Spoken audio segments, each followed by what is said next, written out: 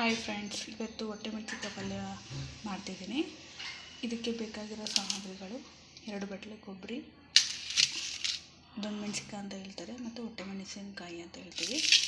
Next ಹಸಿ ಶುಂಠಿ ಬೆಳ್ಳುಳ್ಳಿ, ನೆಕ್ಸ್ಟು 1 ಈರುಳ್ಳಿ, 2 ಟೊಮೊಟೊ, ಕೊತ್ತಂಬರಿ, ನೆಕ್ಸ್ಟು ಹುರಿದಿಟ್ಕೊಂಡಿರೋ ಶೇಂಗಾ ಮತ್ತು ಕುಶಿನ ಕಾಳು. ಇಷ್ಟನ್ನು ಏನು ಮಾಡಬೇಕು ಅಂತಂದರೆ, ಇವಾಗ ಸ್ವಲ್ಪ ಅರಿಶಿನ ಹಾಕ್ಬಿಟ್ಟು ಮಿಕ್ಸಿ ಮಾಡಬೇಕು. ಅದು ಮಿಕ್ಸಿ ಮಾಡ್ಕೊಂಡಿರೋ ಪೇಸ್ಟ್ ಇದೆಯಲ್ಲ, ಅದರಲ್ಲಿ ಮೆಣಸಿನ್ಕಾಯಿನ ಸ್ವಲ್ಪ ಎಣ್ಣೆ ಹಾಕ್ಬಿಟ್ಟು 1-2 ನಿಮಿಷ ಅದರಲ್ಲಿ ಇಡಬೇಕು. ಇಟ್ಟಾದಮೇಲೆ ಸ್ವಲ್ಪ ಪಾತ್ರೆಯಲ್ಲಿ ಎಣ್ಣೆ ಕಾಯ್ಕಿಡು.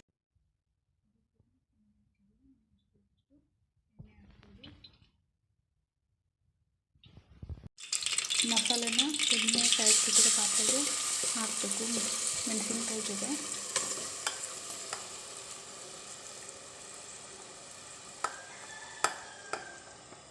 ಈ ಥರ ಮಸಾಲೆ, ಎಣ್ಣೆ, ಮೆಣಸಿನ್ಕಾಯಿ 2 ಕುದಿಬೇಕು ಚೆನ್ನಾಗಿ. ಅದು ಬೇಯೋ ತನಕ ಸ್ವಲ್ಪ ಉಪ್ಪು ಹಾಕಬೇಕು.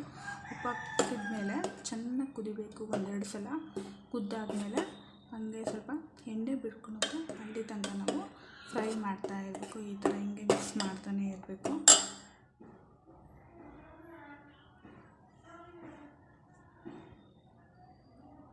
ನೋಡಿ, ಕಾಣಿಸ್ತಿದೆ.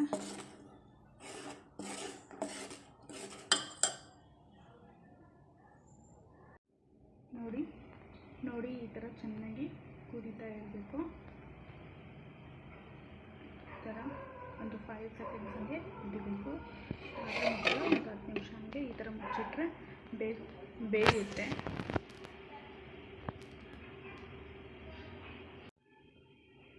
ಇನ್ನೊಂದು ಕಡೆ ನಾನು 2 ಟೊಮೊಟೊ ಹೆಚ್ಕೊಂಡಿದ್ನಲ್ಲ, ಅದನ್ನು ಪೇಸ್ಟ್ ಮಾಡ್ಕೊಂಡಿದ್ದೀನಿ. ಇದು ಯಾವಾಗ ಹಾಕಬೇಕು ಅಂದರೆ, ಮೆಣಸಿನ್ಕಾಯಿ ಮಸಾಲೆ ಅದಷ್ಟು ಕುದ್ದಾದಮೇಲೆ ಲಾಸ್ಟಿಗೆ ಒಂದು ಕುದಿ ಬರೋ ಟೈಮಲ್ಲಿ ಈ ಟೊಮೊಟೊ ಪೇಸ್ಟ್ನ ಅದರಲ್ಲೇ ಹಾಕ್ಬಿಟ್ಟು ಮಿಕ್ಸ್ ಮಾಡಬೇಕು.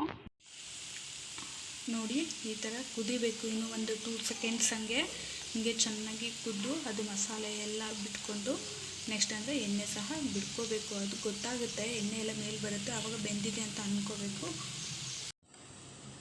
ಹೊಟ್ಟೆಮೆಣಸಿನಕಾಯಿ ಪಲ್ಯ ರೆಡಿಯಾಗಿದೆ. ನೀವು ಒಮ್ಮೆ ಟ್ರೈ ಮಾಡಿ, ತುಂಬ ಚೆನ್ನಾಗಿ ಬರುತ್ತೆ. ಇದು ದಾವಣಗೆರೆ ಶೈಲಿಯಲ್ಲಿ ಈ ಹೊಟ್ಟೆಮೆಣಸಿನಕಾಯಿ ಪಲ್ಯನ ಮಾಡಿರೋದು. ತುಂಬ ಚೆನ್ನಾಗಿದೆ. ನೋಡಿ ಫ್ರೆಂಡ್ಸ್, ಇನ್ನೂ ಚೆನ್ನಾಗಿ ಕುದಿಬೇಕು. ಆಲ್ರೆಡಿ ಆಗಿದೆ ಹೊಟ್ಟೆಮೆಣಸಿನಕಾಯಿ ಪಲ್ಯ. ತುಂಬ ಚೆನ್ನಾಗಿದೆ. ನೀವು ಒಂದು ಸಲ ಟ್ರೈ ಮಾಡಿ.